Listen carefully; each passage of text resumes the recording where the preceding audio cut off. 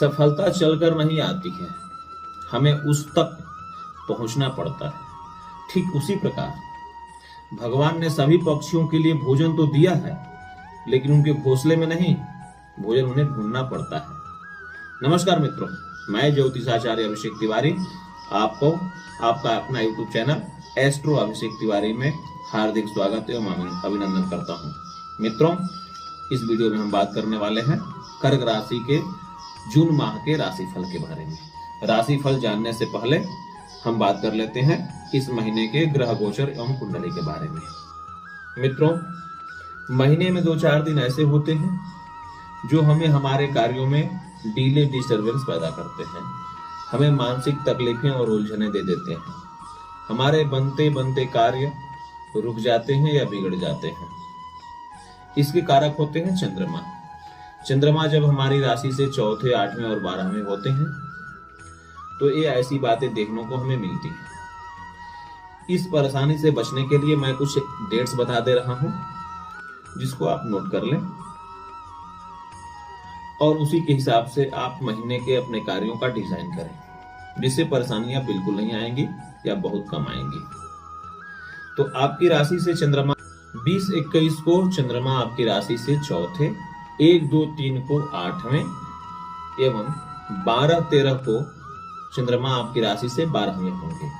आप इन डेट्स में अपना और अपनों का ख्याल रखें। अब बात करते हैं राशिफल के बारे में, जून महीने के राशिफल के बारे में। सबसे पहले कैरियर एवं कार्यक्षेत्र के बारे में। कर्क राशि के जातकों के लिए कैरियर के लिहाज से जून का महीना मिश्रित परिणामों वाला रहेगा। यह कैरियर में बहुत परिश्रम करने का समय है। 10वें भाव के स्वामी मंगल 12वें भाव में है। यह संकेत दे रहा है कि आपको परिश्रम पर जोर देना चाहिए। कई यात्राओं की संभावना बनती दिखाई दे रही है। काम के सिलसिले में दूरस्थ यात्रा पर जा सकते हैं या विदेश की भी यात्रा कर सकते हैं। 2 जून को मंगल राशि में आ जाएंगे, जिसके परिणाम स्वरूप कर्मठता और कार्यकुशलता में तो वृद्धि होगी, लेकिन अपने वरिष्ठ अधिकारियों से तनातनी भी हो सकती है। उनसे संबंध खराब हो सकते हैं, इसलिए सावधान रहने की आवश्यकता है। अगर इससे नहीं बचे तो कार्यस्थल पर समस्याओं का सामना करना पड़ सकता है। व्यवसाय के करने वाले लोगों के लिए माह का पहला दिन तो काफी अच्छा रहेगा। 2 जून को ग्रहों के सेनापति मंगल के राशि में अगर आकर 7वें भाव पर दृष्टि डालने से स्थितियों में परिवर्तन होगा। साथ ही मंगल पर शनि की दृष्टि भी पड़ेगी, जिससे कारोबार में उतार चढ़ाव देखने को मिल सकता है। चूंकि 7वें भाव का पार्टनरशिप का भी भाव माना जाता है और मंगल ग्रह गर्म स्वभाव के हैं, इसलिए साझेदार के साथ आपके संबंधों में पर नकारात्मक प्रभाव पड़ सकता है। साझेदार के साथ विवाद से बचने की कोशिश करें, अन्यथा आपके कारोबार पर बुरा असर पड़ सकता है। आर्थिक स्थिति की अगर बात करें तो आर्थिक दृष्टि से यह माह कर्क राशि के जातकों के लिए मिला जुला फल देने वाला होगा। ग्रहों के राजा सूर्य आय और लाभ के भाव एकादश भाव में विराजमान रहेंगे। वहां उनके साथ छाया ग्रह राहु भी विराजमान है। इस गोचर के साथ परिणाम स्वरूप आमदनी में वृद्धि होगी, लेकिन साथ ही कुछ समस्याएं भी रहेंगी। व्यय और नुकसान का भाव कहे जाने वाले 12वें भाव में 3 ग्रहों मंगल, बुध और शुक्र की उपस्थिति तथा उन पर 8वें भाव में बैठे देवगुरु की दृष्टि ग्रहों की इस स्थिति से यह संकेत मिलता है कि आपको आमदनी तो होगी, लेकिन खर्चों के बढ़ने की भी संभावना है।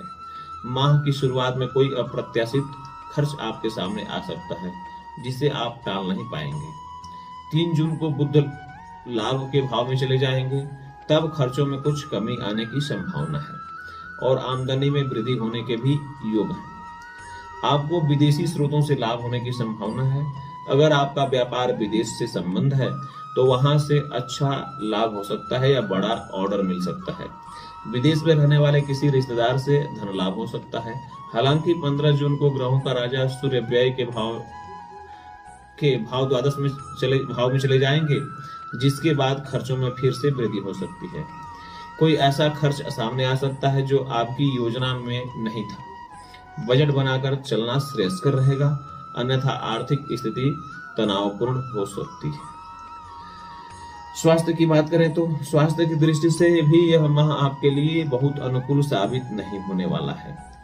आपके एकादश भाव में सूर्य और राहु विराजमान है, साथ ही पहले और सातवें भाव पर शनि और मंगल का प्रभाव है।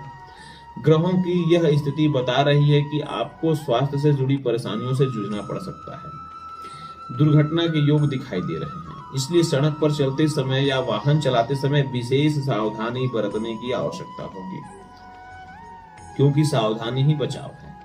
आपको मौसम से जुड़ी बीमारियां या अन्य बीमारियां परेशान कर सकती हैं। स्वास्थ्य को लेकर इस माह सतर्क रहने की आवश्यकता है।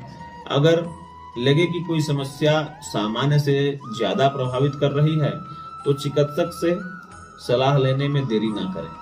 यह सोचना है कि समस्या अपने आप कुछ दिनों में ठीक हो जाएगी, यह आपके लिए ठीक नहीं रहेगा, आपके स्वास्थ्य को गंभीर रूप से प्रभावित कर सकती है।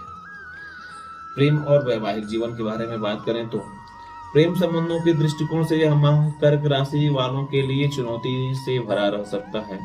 पंचम में केतु की मौजूदगी और उस पर राहु तथा सूर्य का प्रभाव होने से प्रेम जीवन में समस्याओं का सामना करना पड़ सकता है। एक दूसरे के व्यवहार को समझना आपके लिए टेढ़ी खीर साबित हो सकती है। आपकी समझ में कमी आने से प्रेमी युगलों में तालमेल की कमी हो सकती है। एक उत्तर एक दक्षिण जा सकता है, जिसके कारण आपस में झगड़े हो सकते हैं, बातचीत भी बंद हो सकती है। आपके अपने व्यवहार पर नियंत्रण रखने की कोशिश करें, अन्यथा पूरा समय निकल जाने के बाद भी संबंधों को पटरी पर लाने में काफी समय लग जाएगा। दाम्पत्य जीवन के लिए भी यह समय अनुकूल नहीं दिख रहा है। मंगल के राशि में स्थित होकर सप्तम भाव पर दृष्टि डालने और माह की शुरुआत में षडाष्टक योग से होने से पति पत्नी के बीच खींचतान होने की संभावना है। आपसी संबंधों में बेहद सावधानी बरतने की आवश्यकता होगी। किसी बात को लेकर विवाद हो सकता है और रिश्ते में तल्खी बहुत बढ़ सकती है। इसका नकारात्मक असर घर के माहौल पर पड़ सकता है। क्रोध और अहम के टकराव से बचना अभी बहुत जरूरी है।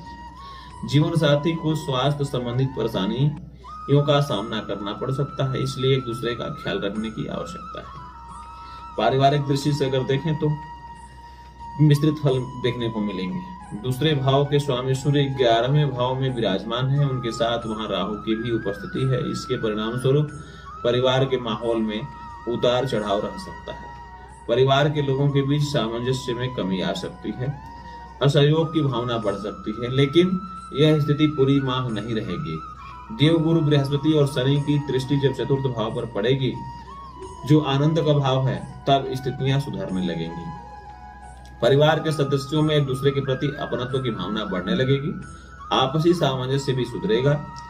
सब अपने अपने दायित्वों का निर्वहन करेंगे और अपने काम पर ध्यानपूर्वक ध्यान देंगे। इससे परिवार के माहौल में सहजता आने लगेगी। आप अपने छोटे भाई बहनों की आर्थिक मदद भी कर सकते हैं। पिताजी को स्वास्थ्य से जुड़ी कुछ दिक्कतों का सामना करना पड़ सकता है, उनका अच्छे से ध्यान रखें। मित्रों, एक बात मैं स्पष्ट रूप से बता देना चाह रहा हूं कि जो मैं फलाफल बताता हूं, राशिफल बताता हूं, ग्रह गोचर के संबंध के हिसाब से होता है। ये व्यक्ति के कुंडली के दशा, अंतर्दशा, प्रत्यंतर दशा पर भी निर्भर करता है। आपकी कुंडली में किस ग्रह की दशा चल रही है, किसकी अंतर्दशा चल रही है, प्रत्यंतर दशा किसकी चल रही है, और कुंडली में राशि के बलाबल पर भी डिपेंड करता है कि आपकी राशि कितनी बली है कि नहीं है। तो इसको 100% सत्य नहीं मानकर चलना है। यह सामान्य गोचर के अनुसार फलाफल होता है। फिर भी इसकी कुछ बातें जरूर ही अच्छी होती हैं। अब मैं उपाय बता दे रहा हूं। इस उपाय को अपनाने से आपका यह जून का महीना शानदार तरीके से बीतेगा। नकारात्मक फलों में कमी आएगी और सकारात्मक फलों में वृद्धि होगी। इसे आप जरूर अपनाइएगा। और हाँ, वीडियो को लाइक करना मत भूलिएगा। अगर आप पहली बार देख रहे हैं या आपने अभी तक सब्सक्राइब नहीं किया है तो आप इस वीडियो को सब्सक्राइब अवश्य कर दीजिए, हमारे चैनल को सब्सक्राइब अवश्य कर दीजिएगा। आप ध्यान से उपाय देख लीजिए। समस्याओं के निवारण के लिए आपको प्रतिदिन बजरंग बाण का 3 पाठ अवश्य करनी चाहिए। पाठ करने से पहले चमेली के तेल का दीपक अवश्य जला लें। बट वृक्ष की जड़ में पानी डालें। पूर्णिमा के दिन शिव जी को खीर का भोग लगाएं और तिल का दान करें। अब हम मिलेंगे अगले वीडियो में। तब तक के लिए नमस्कार। जय श्री राम।